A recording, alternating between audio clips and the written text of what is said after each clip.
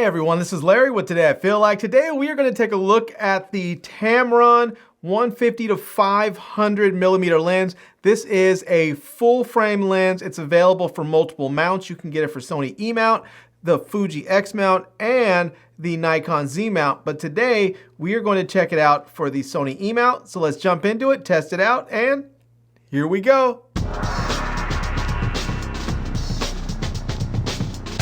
All right, now I don't want to really go heavy into specs because I really want to show you images and let you see what this lens can actually do instead of just talking about specs. But quickly, I know specs are important, so let me go over them and we'll get that out of the way, and then we'll take a look at some images. So this lens is a 150 to 500 millimeter lens. It is a f5 to 6.7 lens. It's made for Sony E mount. It is a full frame lens, but you can obviously use this on an APS-C camera like I did. I used it on the A6700. It does have image stabilization. In fact, it has 3 different levels of image stabilization, which we'll talk about a little bit later. Also, it has a filter size of 82 millimeters on the front, and it has a minimum aperture of f22 to f32. It has full frame coverage for all you full frame shooters. It does have a minimum focusing distance of 23.6 inches or 60 centimeters. It says optical design is 25 elements and 16 groups. The diaphragm blades are 7 and it's rounded. It's obviously autofocus. And it does have a removable and rotating tripod collar, which comes very much in handy because this thing can get a little heavy after a while, so having that collar reversed makes it easy to pick up and hold the lens. Now the lens weighs about 4 pounds or 1.88 kilograms, so it is not the lightest lens, but it's also not the heaviest. It is definitely very, very hand holdable. I took this out with me to a football game. I also took it out to the zoo to shoot with it. I've done some street photography with it. I have spent hours at a time with this lens in my hand or around, hanging from my neck or on my shoulder. It's very, very manageable. It does not leave you with pains and aches after a full day of shooting because while it's heavy, it's not that heavy. All right, let's go ahead and talk about the good and the bad. And one of the first good things about this lens is, well, one of the most obvious, and that is it is a ultra telephoto zoom lens. So this thing is gonna go from 150 millimeters all the way out to 500 millimeters. And if you are using an APS-C camera, you can multiply that by 1.5. So you're looking at like a 225 millimeter lens or something like that out to like 750. So you are really, really getting a lot of zoom range and a lot of focal distance with this lens. Now the next good point about this lens is, like I mentioned earlier, it's very hand holdable. In fact, the lens is, even though it's not the lightest lens, it's definitely not the heaviest, and it's very, very hand holdable. And when I went to that football game I mentioned, I handheld this lens the entire game. In fact, I shot pretty much everything with this lens handheld. And even at long periods of time, it's still comfortable to shoot. And one nice thing about this lens is that the tripod collar turns upside down, and you can use it as a handle basically to hold the lens. So if you have the camera hanging around your neck, you can turn that tripod collar upside down and just use it as a handle to take some of the weight off of your neck or your shoulder when you're not actually shooting. Now another nice thing about that tripod collar is it has a built-in Arca-Swiss plate so that you don't actually have to add an Arca-Swiss plate onto the collar in order to use it with your quick release tripod mounts. Now this next good thing about the lens is a small thing, but it's a little refinement that's really, really nice. And that is that there is a locking mechanism on the lens. In fact, there's 2 locking mechanisms on the lens. So there's one that locks when the lens is fully retracted at 150 millimeters, but there's another mechanism where the lens sort of the right where the zoom ring is, you can slide that forward a bit and it actually locks in your focal length at whatever distance you're at. So you can use that just to make sure you're staying at whichever focal length you want, or it can just prevent lens creep when you want to make sure that you don't have any lens creep. So, but it's really nice to have both of those, one that's locked in fully retracted and one that's locked in at whatever focal range or focal length you want to have it at on the lens. Now, this next good point about the lens is that it has image stabilization, or vibration compensation as Tamron calls it. And there are 3 different modes of VC, or vibration compensation.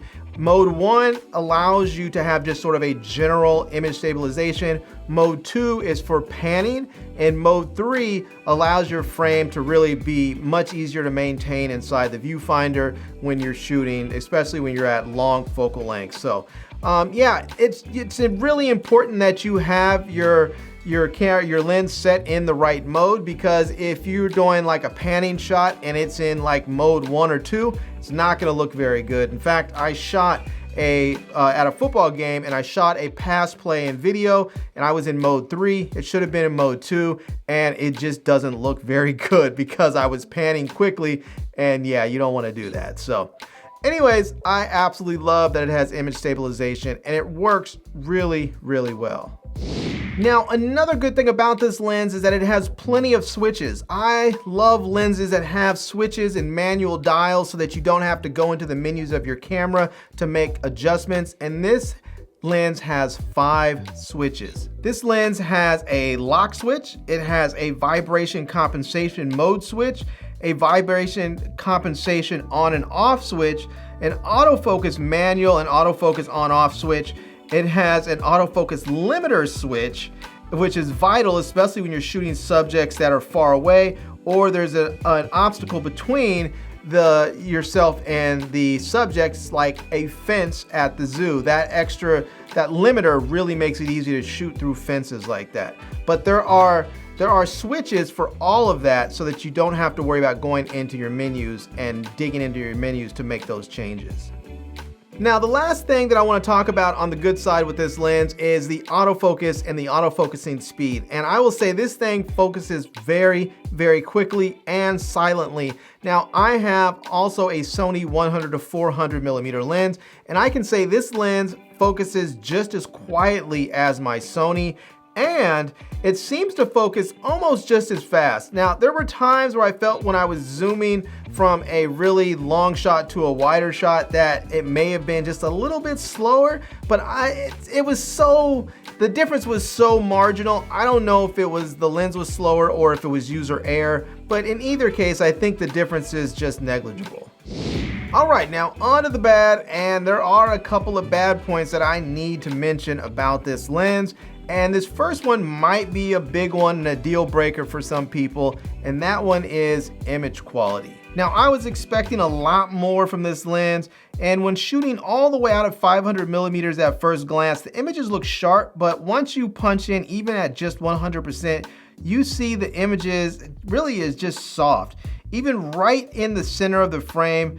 Now, they're not ridiculously soft, like they're unusable, but it wouldn't hold up to professional standards. I first tested this lens, shooting a football game, and at first I thought that maybe it was me, maybe I just missed the shots, but every time, even ones where I know I nailed the shot, it still seemed like they were just a little bit off. But I wanted to make sure, so I went out to the Smithsonian National Zoo in Washington, D.C. So let's take a look at a few of the photos there. All right, everyone. Well, I made it to the zoo here, and I have the lens with me. So let's head in and go check it out. And I think I first want to check out the cheetahs and see what they're all about. So we're going to see how this thing performs. We'll try it at some different focal lengths and see if it's a little bit sharper than it is shooting sports when I'm in a more controlled environment. So, all right, here we go.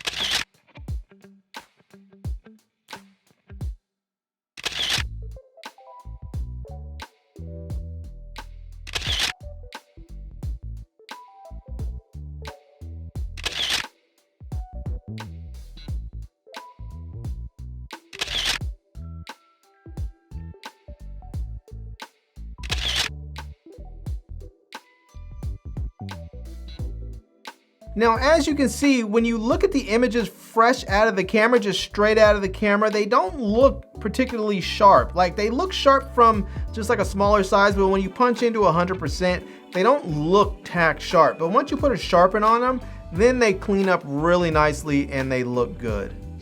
All right, now this last bad point may not be an issue for everyone, and I imagine for like wildlife photographers, it's probably not an issue at all, but if you shoot sports, this can be an issue, and that is I found that the zoom ring was just way too stiff. There were times where I felt like I was having to muscle it to try and hurry and get my zoom. So if a player was running at me and I needed to zoom out a little bit, I found I was really having to muscle the zoom ring to try and make that work.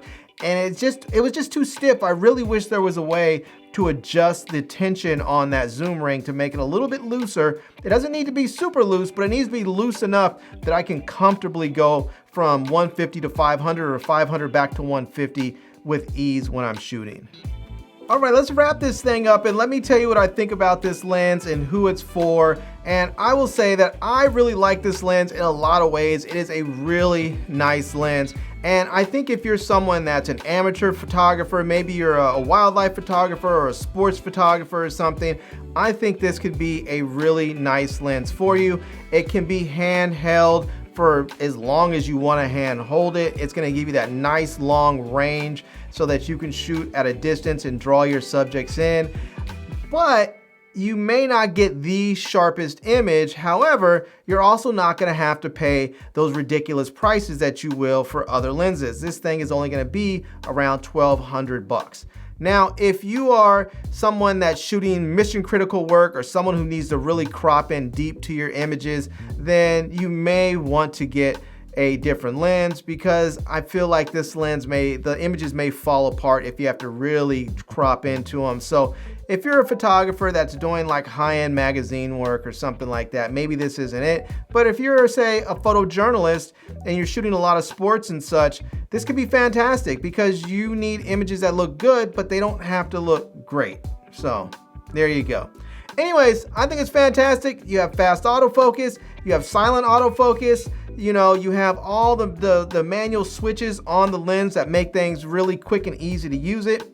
It's not much not to like about this. So anyways, I'll leave links to it down below in the video description so that you can check it out. I'll also leave links to my Amazon page and my social media contacts so you can reach me elsewhere. And I hope you enjoyed seeing this video. If you did, please give it a big thumbs up and please subscribe to this channel and follow me on Instagram. And I am Larry with Today I Feel Like. Thanks for coming back to see me. Come back and see me soon. And until next time, love, peace, and hair grease. Peace.